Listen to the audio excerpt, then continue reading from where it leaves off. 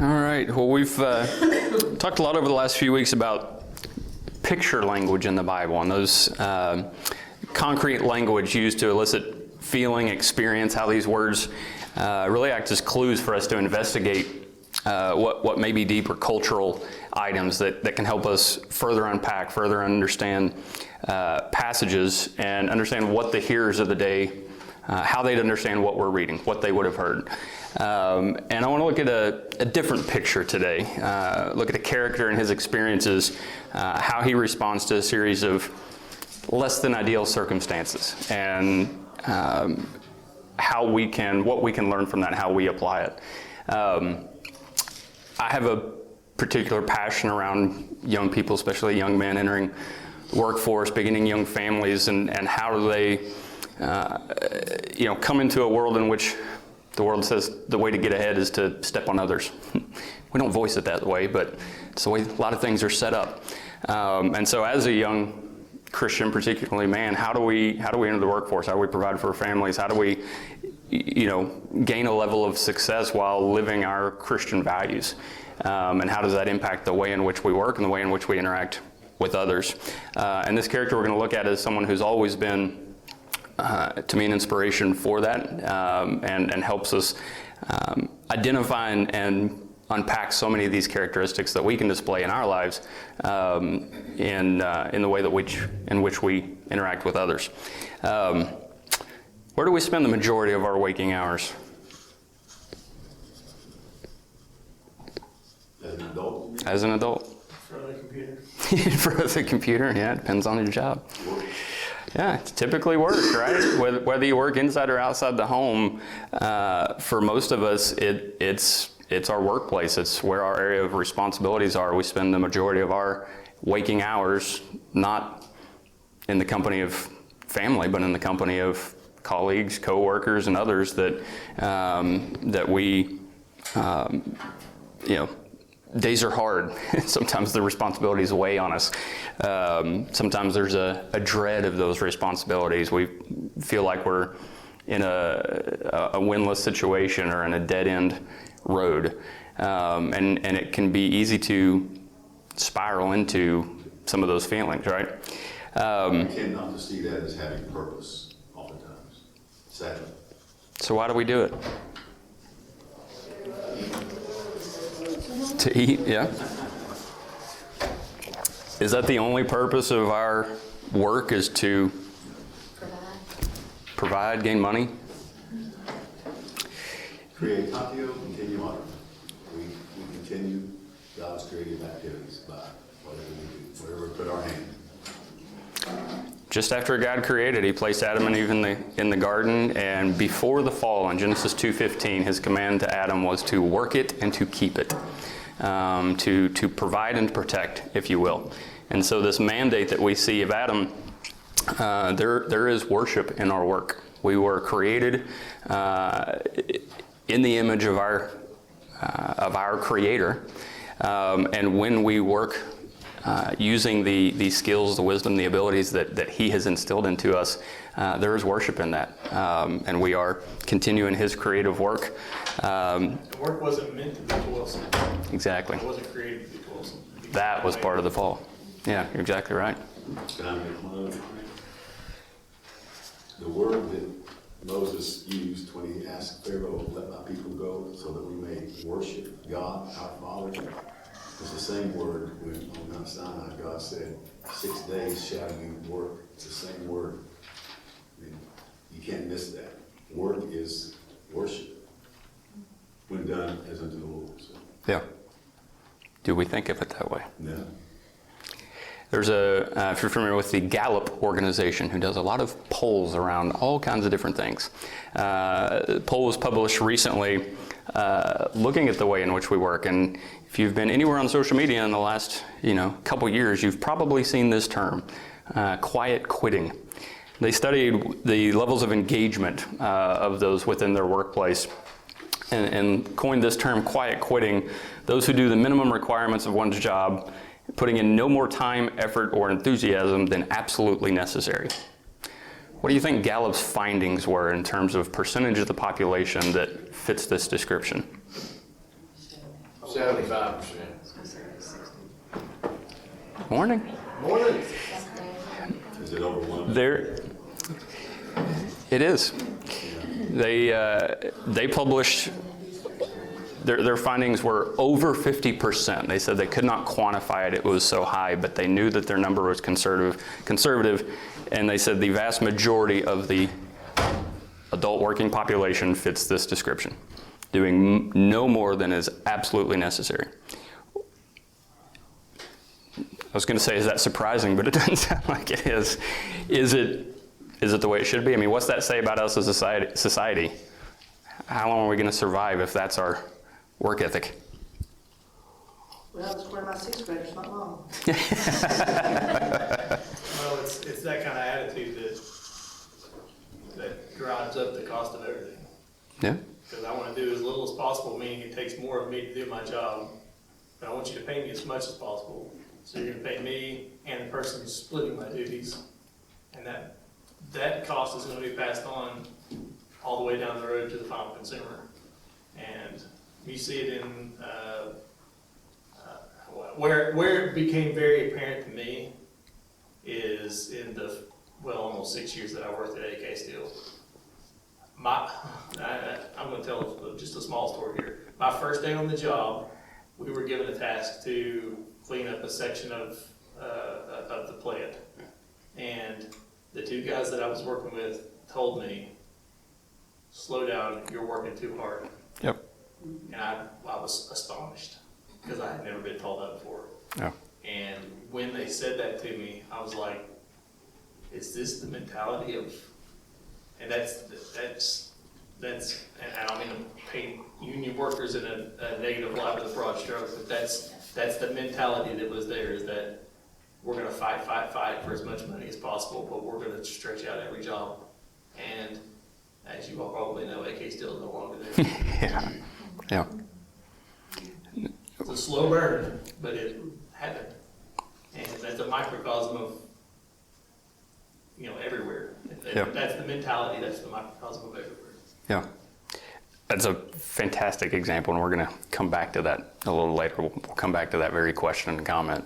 But if there's that mentality when people are together in person, how much more so the remote society that we find ourselves in post-COVID, when you're sitting in your house in front of a computer, how much easier is it to fit this quiet quitting description when who can see us, right?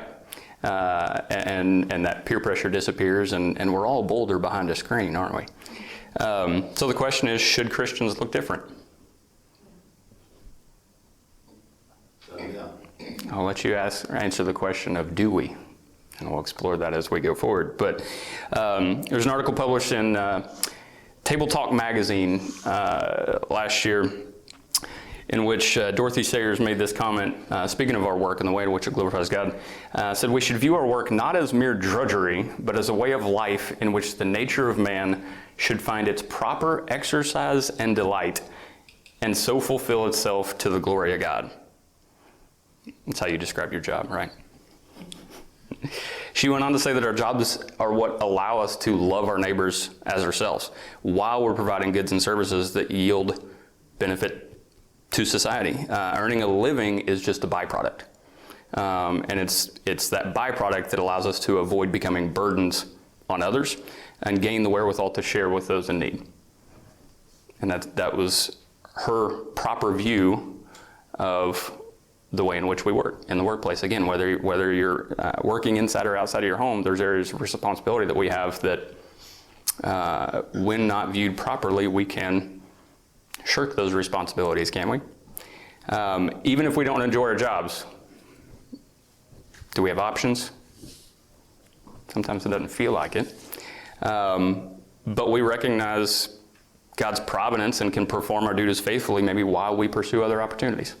So we talk about love God and love neighbor. We talk about the fact that we spend the majority of our waking hours maybe in a workplace. So where is our greatest opportunity to be a witness for Jesus? It flows through that would be in our work.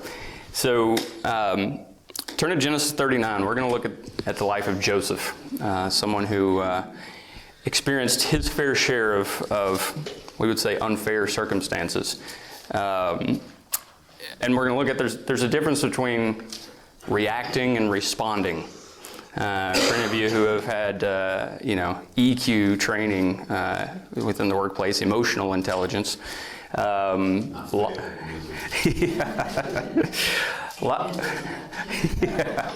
A lot of talk between the difference between reacting and responding. What's the difference? What's reacting?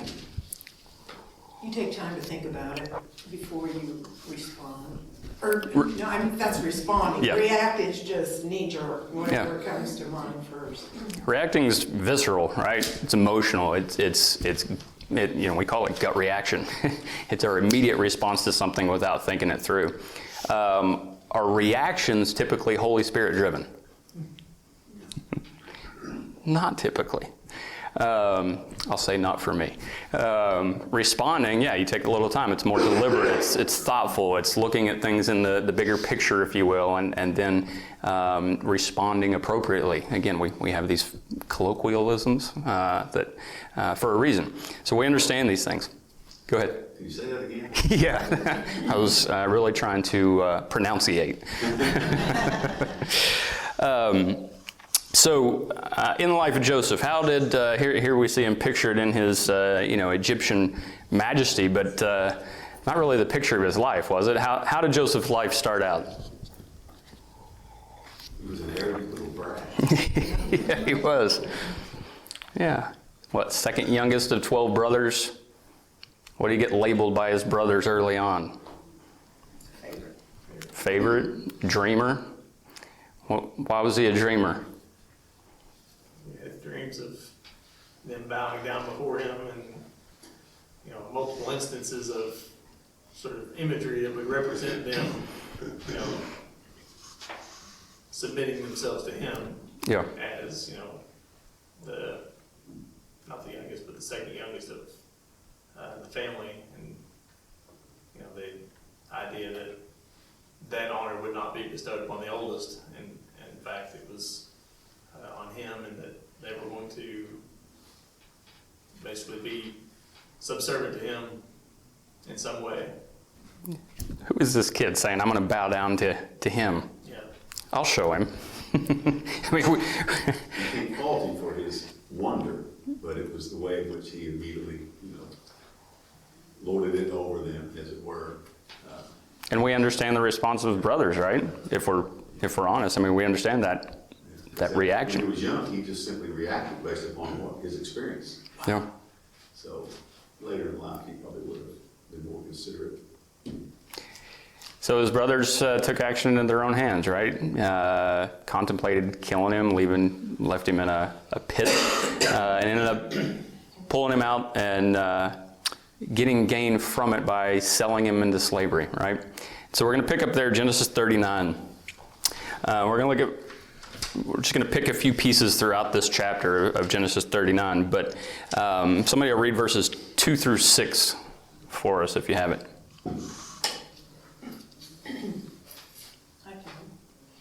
The Lord was with Joseph, and he became a successful man, and he was in the house of his Egyptian master. His master saw that the Lord was with him, and that the Lord caused all that he did to succeed in his hands.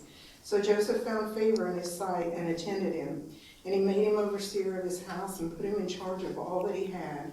From the time that he made him overseer in his house and over all that he had, the Lord blessed the Egyptian's house for Joseph's sake.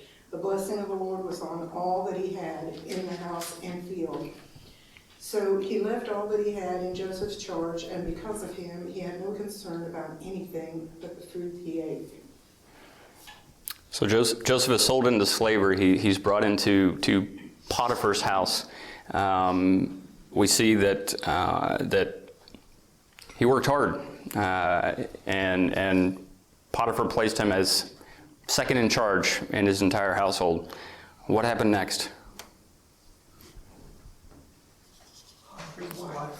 Potiphar's wife.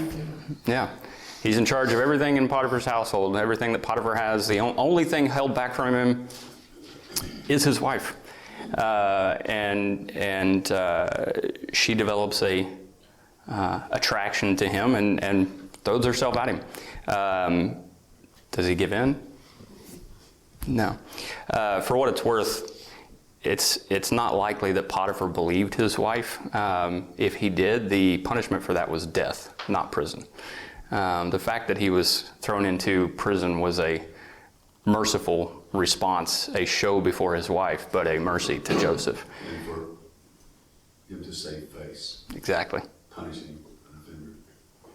So now he's thrown in prison. So let's fast forward to verses 20 to 23 of that same chapter. Somebody will read 20 to 23 for us.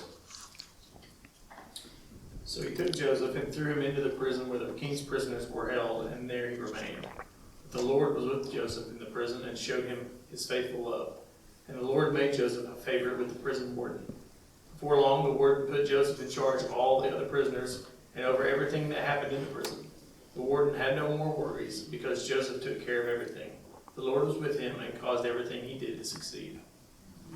So there's a statement we see repeated 4 times in the 2 sets of verses that we read that really becomes the theological theme of this chapter, and we could say of Joseph's life. Did you catch the phrase that's repeated 4 times throughout? The Lord was him kind. The Lord, multiple things, but the root of them, if you will, the Lord was with Joseph. And it followed that not only Joseph prospered, but who else? His employer or his... Those around Joseph prospered because God was with Joseph. So there are many things we can learn here, but I want to pick out 3 things in no particular order that we can learn from the life of Joseph, but also very much apply within our lives on a daily basis. And so the first thing I want to look at is the fact that he placed himself under authority, even in less than desirable circumstances. He was sold into slavery. He's a servant in Potiphar's household. He's thrown into prison for an offense that he didn't commit. He's forgotten. If we continued the story of Joseph, he's forgotten after he interprets dreams and thinks that's going to be his ticket out. Spends another 2 years there. What evidence do we have that he placed himself under authority?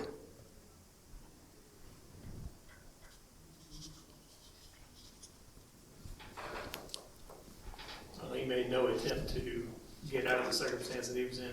In fact, he thrived in the circumstance that he was in because he placed himself under authority. He gained his master's trust in every situation. Yeah, you're exactly right. We read this in the actions of Joseph. There's not a statement that tells us he submitted to authority, but we read it in the way that he reacted and interacted with those around him. He was placed as a slave, placed as second in charge in Potiphar's entire household. Did he take that for granted? He did not. Proverbs 21, 25 and 26 says, "A lazy man's craving will kill him because his hands refuse to work. He covets greedily all day long, but a righteous person gives without holding back." Joseph had every right to feel slighted, didn't he? He had every right to feel he was owed more, maybe entitled. He could have been bitter toward Potiphar for purchasing him into this slavery. Do we see any evidence of that in Joseph's life? He may well have been, but he didn't have. Yeah, there's no evidence that he wasn't necessarily, but he fought off that temptation of, feeling sorry for himself and being a victim of his circumstances and instead thrived in his circumstances. We're known by the fruit we produce, right? Not necessarily they flow from the thoughts in our head, but sometimes we can't control those thoughts. When they come, we are told to take every thought captive, and then the way that they produce themselves in our actions really is the tell, if you will. So you're exactly right. Were there times Joseph had these feelings? If anything like us, I would say absolutely.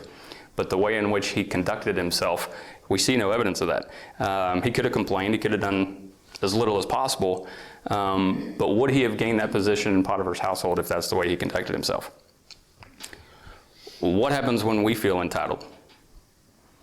If we feel like we're owed more or something is beneath us, we've been slighted, and we're given an opportunity to take what's ours or to get even? Do we typically take it?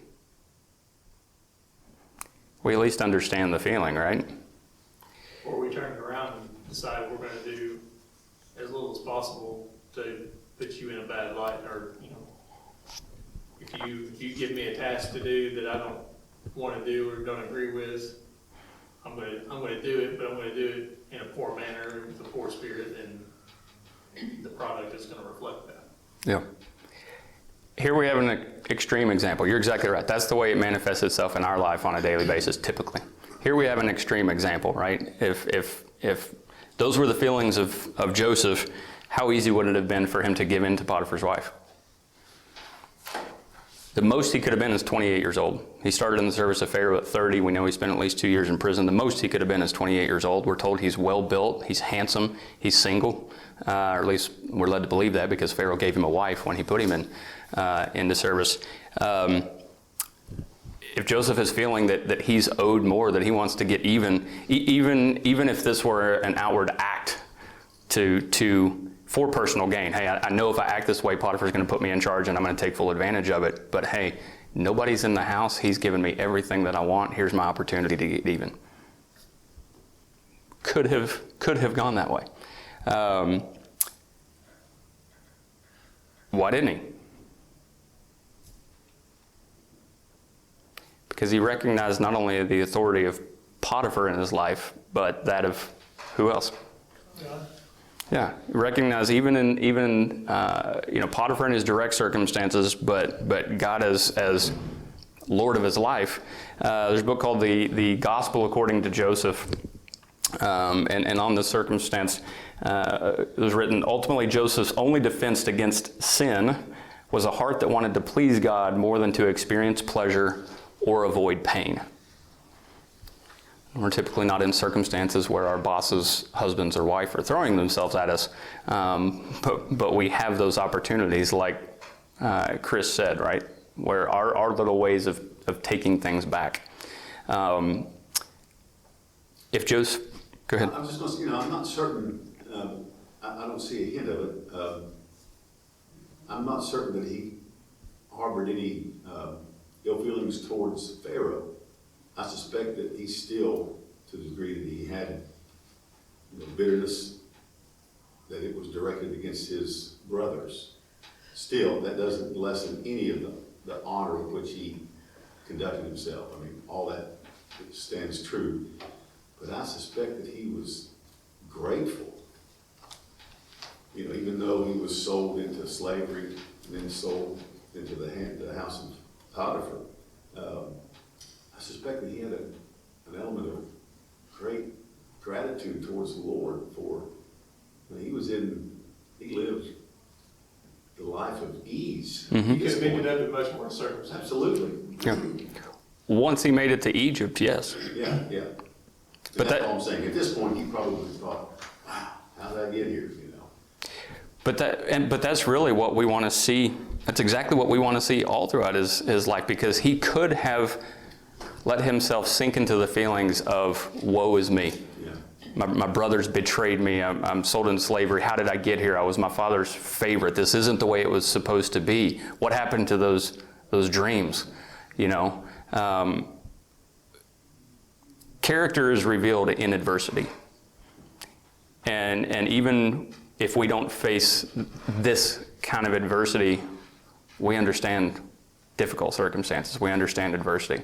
But it's our feeling toward them, because even in the midst of our difficult circumstances or adversity today, can we feel grateful the fact that we have our health and our wellness and our physical abilities to hold down a job and to provide for our family, even if it's one that we don't feel like, we may not have a love for it today. There is blessing in the ability to do it. And that's part of the overall point here is, are we looking at it in that light? Are we looking at it from a worshipful standpoint? What do we call it when our teenagers don't listen to us? What's the word we have for teenagers who don't listen to their parents' instruction? Rebellion. Do we think we would grow out of that? I can attest they don't. we like to label it when it's our teenagers, but do we think we have any, do we think we're any less susceptible to that as an adult? When there's authority, I mean, but it's not the way that we're called to live, right? Joseph demonstrated this not only under the authority of Potiphar, but under the prison guards and even under Pharaoh. It is unlikely that any of these men were God-fearing men. And so we're not called to only respect Christian authority or only submit ourselves to authority that we agree with. We are, we'll get to this a little bit later, we're called to submit ourselves to authority. Why? Sovereign God has placed them there. Yeah. So what does it look like for us to place ourselves under that authority? 1 Peter 2, verses 13 through 15 says, "Submit yourselves for the Lord's sake to every human authority, whether to the emperor as to the supreme authority, or to governors who are sent by him to punish those who do wrong and commend those who do right. For it is God's will that by doing good you should silence the ignorant talk of foolish people." Romans 13:1 also says, "Let everyone be subject to the governing authorities, for there is no authority except that which God has established. The authorities that exist have been established by God." So which authorities are we supposed to place ourselves under? Every human authority. Particularly this verse is sometimes, or both of them, to talk about governmental authorities. And while it is that because they are an authority, it is governing authorities, not government authorities. It could be said that any person in authority has governing responsibilities, right, over those under them. Even when we find ourselves in less than desirable circumstances, we don't like our job, we don't like our boss, we don't like our coworkers, we're asked to do something that we don't want to do. Unlike Joseph, we're not a servant or a prisoner, right? We have the ability to change those circumstances, yeah. But we should also learn to deal with those circumstances rather than fleeing anytime that things get rough. John Maxwell, a famous Christian leadership speaker and writer, said, "Talent is a gift, but character is a choice." And it's the way in which we can't, there are many things outside of our control. But in difficult circumstances, what is the primary thing in which we can control? It's the way in which we view it, right? Remember earlier the verses in Proverbs 21 says that a righteous person gives without holding back. Not only did Joseph respect authority even in these difficult circumstances, but that's the second thing we want to look at. He took initiative and worked to the best of his abilities. Colossians 3:23 says, "Whatever you do, work at it with all your heart, working for the Lord, not for human masters." Joseph could respect the authority of his human masters because he knew it wasn't for them for whom he labored. Whether it was Potiphar's household, whether it was prison, whether it was in the land of Egypt, we get a sense for, again, it's not explicitly written, but we get a sense for Joseph's kind of inner drive, his self-starting initiative, right? He saw a need and he filled it. We see multiple times in Genesis 39, even in those verses we read, when his master saw what Joseph was doing, whether it was the prison guard or Potiphar. Do you think Joseph only worked that way when Potiphar was around? No indication. No indication of that. But the sense we get from the context here is absolutely that was Joseph's work ethic, whether Potiphar was around or not, which is the very reason why he was trusted to have Potiphar's entire household under his command. He put in the extra effort that no one knew about, that ultimately inured to the benefit of Potiphar, his employer. No, that's also why he didn't take advantage of the situation presented to him with Potiphar's wife, because his character was shown whether there were eyes on him or not. Yep. So why do we find it so easy to fall into the trap of doing the minimum necessary? I think our generation is the one that's feeling it. Because think about your parents and my parents. You know, I'd go to birthday parties and we'd have 2 games and 2 gifts. People would win it, and you know, nobody cried. I would go to school and my teacher smart off to me, and it wasn't anything crazy. Grin and bear it. You know what I'm saying? They're an authority. I was expected to do certain things. I was expected to, you know, my mom and dad had high standards for me, and if I fell behind, I answered to them about it. And I kind of feel like my generation has had princes and princesses. That's what I always say all the time. And what can we do to make your life better? And it's not raise better kids who are now raising kids. You know, a teacher asked a student the other day to take off one of those pimple patches, you know, that's like being on collar. And that might sound silly to you, but anything in middle school like that, then they all have them all, you know what I mean? And it's a distraction. She asked him to remove them. 2 parents emailed her. Okay, they make clear ones, and they make nude collar ones. If you don't want to draw attention to yourself, don't wear the neon ones. I didn't make anybody take it off. Because I thought they had marked on her face. I didn't know what it was. I'm old. But what I'm saying is, it doesn't matter. We didn't break their arm. She didn't badmouth them. She didn't send them out of the classroom, take your patches off your face. 2 parents emailed. That's crazy. You know, and I'm not, I mean, there's things my principal might do or say that I might not agree with. Doesn't matter. Yeah. Like our kids are allowed to wear pajama pants because they kind of look like a pant that's not pajamas, that they totally against that. If the pant looks like pajamas, don't wear them. But that's not my call. So I don't say anything to him because I was instructed that they're allowed to do that. Totally do not agree with it. But do I go to my boss and say, well, I think you're wrong, da-da-da? No, I mean, there are site-based meetings this summer that I may go to try to say, this is why I think I'm going to handle it in the right way. But that's the difference. I mean, maybe I'm being pessimistic, but I feel that's the difference. Yeah. When we do these little things to maybe try to take back control, right? Because that's what it's ultimately about. What, who is it that ultimately ends up getting held back? The ironic thing is when we take these little actions, when we do these little things to take back control of what is ours, the ironic thing is typically it's us who end up feeling in that dead-end path.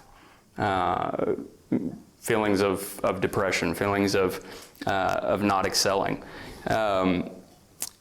You know, we want to say nobody else is going to dictate the way in which I work, but then we end up not getting a sense of fulfillment, which spirals into many other feelings and actions from that. In 1966, the economist Alfred Kahn coined this phrase, the tyranny of small decisions. This was a series of small choices that lead to unintended and harmful consequences. Now, this has been used in many different contexts. But how might it be relevant in our discussion here? When we take the first step down the easy path, what happens? Successive steps become easier. Before we know it, we're several steps down a path that's more difficult to turn around. One of my favorite commentaries on first 5 books of the Bible, the Etz Chaim Torah commentary, says the primary punishment for sin is that it makes another sin more likely. We're not talking big overt adultery with our boss's wife sin here, right? We're talking about those little sins of commission or omission, which are our ways of taking back control rather than working to the glory of God. When we take that for granted, we slip into these small acts of neglect, don't we? That end up snowballing, and before we know it, we look no different than all those around us with, 3/4 of the population fitting into the quiet quitting that we saw earlier. We're told that Potiphar saw God was with Joseph. The warden saw that God was with Joseph. Pharaoh saw that God was with Joseph.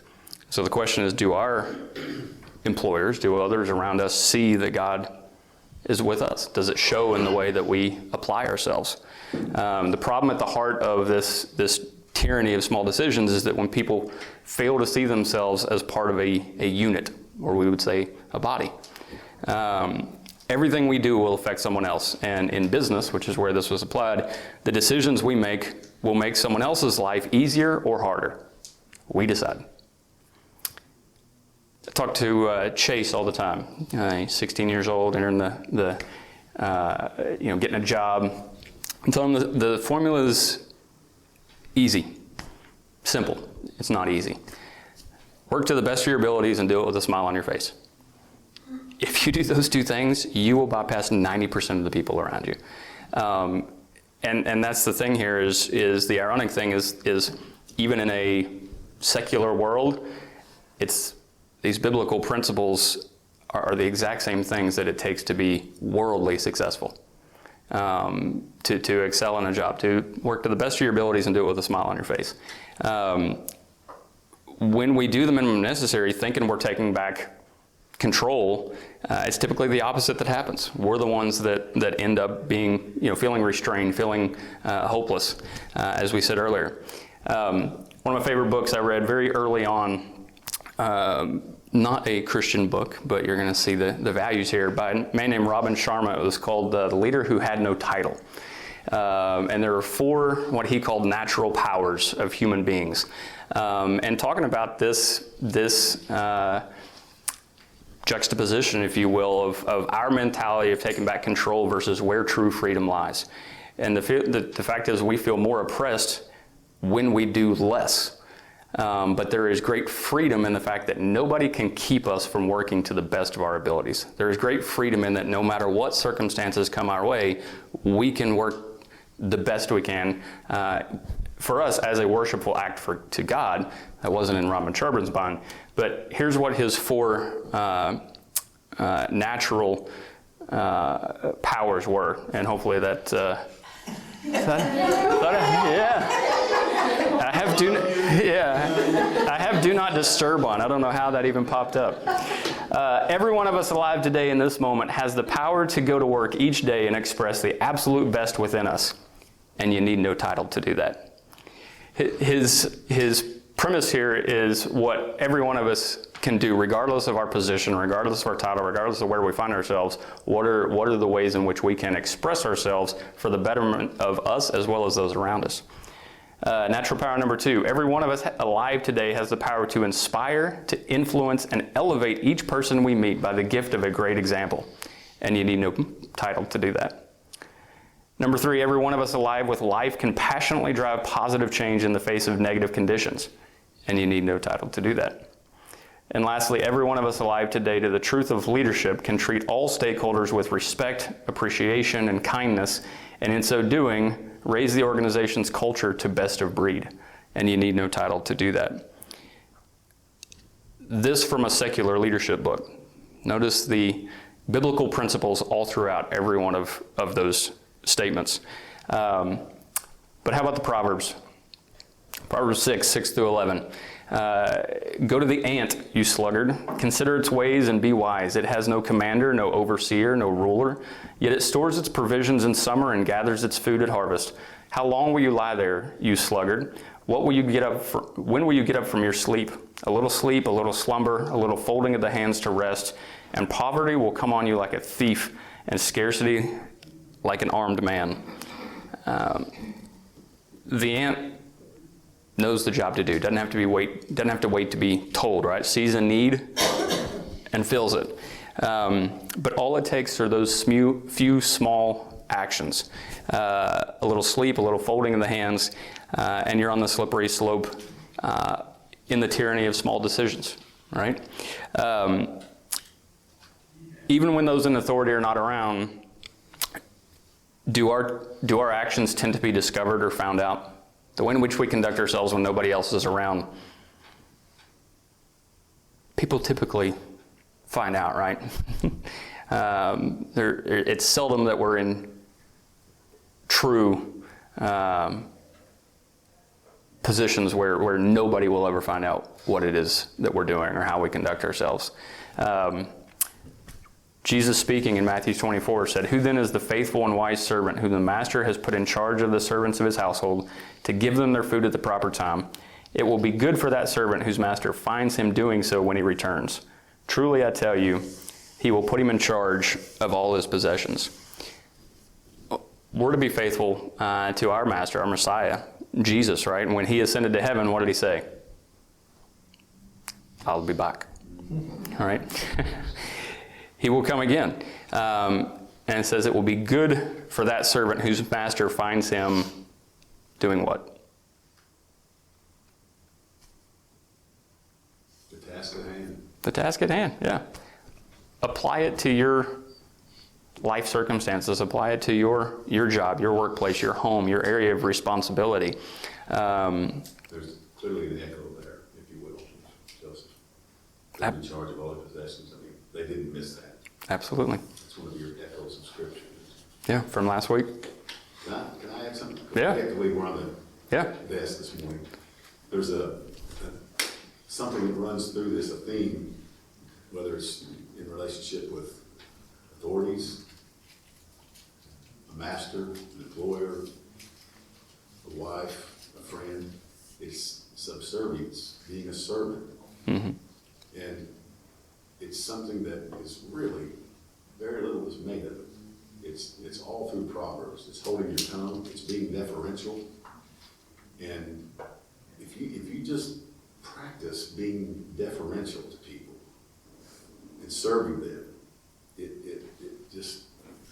it'll knock down a host of problems. I'm jumping ahead to the next chapter, but Joseph demonstrated that in the next chapter, in that he not only served Potiphar and the prisoner, or the leader of the guard, the leader of the prison, he served his peers in the cupbearer. He told them their dreams, interpreted. And, a cynic might say, well, he was self-serving in that he was hoping to get out of there. Well, you can say that, but there's no reason to accuse him of less than honorable motives. He was just willing to serve them. Mm-hmm. So I think that's something to keep in mind, this notion of always serving others in whatever capacity will yield the fruits of a better life, honor before the Lord and before men, and that's what we're told to do. Absolutely. And to your point, when he's in prison meeting with the chief cupbearer and the baker, you're right. Could there have been underlying motives? Maybe. But what we see... I was going to say they hadn't even shared their dreams yet when he offered to interpret them. But before he even said he could interpret him, he didn't say he could interpret him. It belonged to the Lord. Interpretations belong to the Lord. And that's the third thing that we want to look at in the life of Joseph, is that he acknowledged God as the ultimate authority and the giver of his skills and abilities. And that's the first example we look at when he's in prison with the cupbearer and the baker. They come, he hears them being troubled, right? Doesn't even know their dreams yet. And they say to him, we both had dreams, they answered, but there's no one to interpret them. And then Joseph said, do not interpretations belong to God? Tell me your dreams. Likewise, he said the same to Pharaoh. So Joseph had already established himself as an interpreter of dreams in their eyes, right? He's spending 2 more years in prison. And then one day Pharaoh has a dream that disturbs him. And look all throughout the land for someone who can interpret this. And Joseph comes to the mind then of that cupbearer. And he's brought back up to Pharaoh. Here's his time to shine, right? To rely upon what he's already done in the past and prove himself again. But this time, instead of relying on the cupbearer or the baker to tell someone else to get him out of prison, now he gets to give it directly to Pharaoh. But do we see him rely upon his own power and strength in that? He says the same thing to Pharaoh. I cannot do it, but God will give Pharaoh the answer he desires. Joseph knew who he was working for.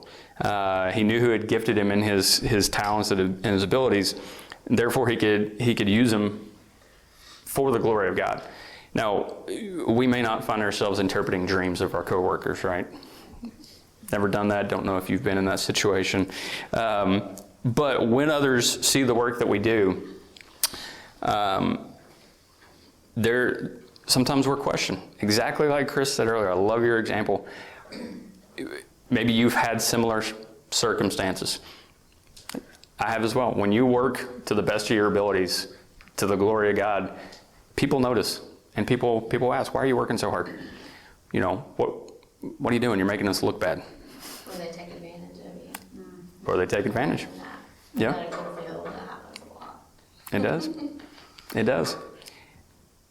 But we acknowledge that we're working for God, not for. We respect earthly authority. We put ourselves under that authority, but that's not ultimately who we're working for. And so any effort less than our best is not worship. What about us? It's easy for us to look at the life of Joseph and say, maybe he had something we don't. Is that true? He wouldn't guarantee. Like I say all the time, when you read the Bible, like Noah, okay, Noah, he built a boat or whatever, and then the rain came through it. He built a boat. He didn't know what exactly was going to happen. Mm-hmm. We see the end result. But they were just like us. They don't see the end result. When we go back through our lives, we can see we did this, and now this has happened because of that. Mm-hmm. At the time, we couldn't see that, and these people couldn't see it. Yeah. I always try to keep that in mind because you're like, because really they even have probably more faith than we give them credit for because they did not know how the end result was. Like, I mean, Joseph didn't know how everything was going to be. Not at all. And that's the great thing about placing ourselves in these stories along Joseph, right? Because Joseph's no different than you or I. And if we think he is, then we don't read the story appropriately. We see all throughout Scripture. In the interest of time, I'll move through these quickly. But, I mean, Exodus 33, verses 14 through 16, if you take a look at that, God promises Moses that I will go with you. And Moses said, how will the peoples of earth know that I'm any different unless you go with me? It was God's presence that made him distinct, if you will. And so when the Lord was with Moses, he led the nation of Israel to the promised land. We see the same thing of Joshua. The Lord was with Joshua, and they conquered the nations of Canaan. We talked about Joseph. The Lord was with Joseph, and the world was saved from famine. But what about us? Romans 8, 9 through 11 says, you, however, are not in the realm of the flesh, but are in the realm of the Spirit, if indeed the Spirit of God lives in you. And if anyone does not have the Spirit of Christ, they do not belong to Christ. But if Christ is in you, then even though your body is subject to death because of sin, the Spirit gives life because of righteousness. And then if the Spirit of him who raised Jesus from the dead is living in you, he who raised Christ from the dead will also give life to your mortal bodies because of the Spirit who lives in you. We see repeatedly in Genesis 39 that the Lord was with Joseph, and not only he prospered, but those around him did as well. The same is true of us. The Lord is with us. Can we acknowledge that? Can we work to the best of our abilities as a worshipful and a glorifying honor to our Lord? And can we be bold enough to pray that those around us, including our employers, are successful because God is with us? Because that's a part of what it means to love God and love neighbor. Wanting the best for those around us as well, even in less than ideal circumstances. Kind of wrapping it up, going back to the original, or the Gallup poll that we started with and the quiet quitting, the question is, do we blend in? Do we complain about the same things? Do we do the minimum necessary? Do we neglect the small, unseen actions? And if we fast forward in the life of Joseph to chapter 41, when he's before Pharaoh, he interprets the dream to Pharaoh. He lays out this plan, and Pharaoh says this, can we find anyone like this man, the one in whom is the Spirit of God? When we work in this manner, others notice. Others see a difference, and ask why. And that's when we get to glorify God. We submit to authority because we know that all authority comes from God. We utilize our talents because we recognize that they're a gift from God. And we can work to the best of our abilities as an act of worship for our Creator and the gifter of those very abilities. And lastly, Matthew 5 says, we are the light of the world. We are to let that light shine and give that light to everyone in the house. That doesn't mean it's just for our benefit. It means it's for those around us. It says, let your light so shine before others that they may see your good works and glorify your Father in heaven. And so as others sink into the tyranny of neglect, can we shine? Can we be distinct? Can we work to the glory of God, even in our workplaces?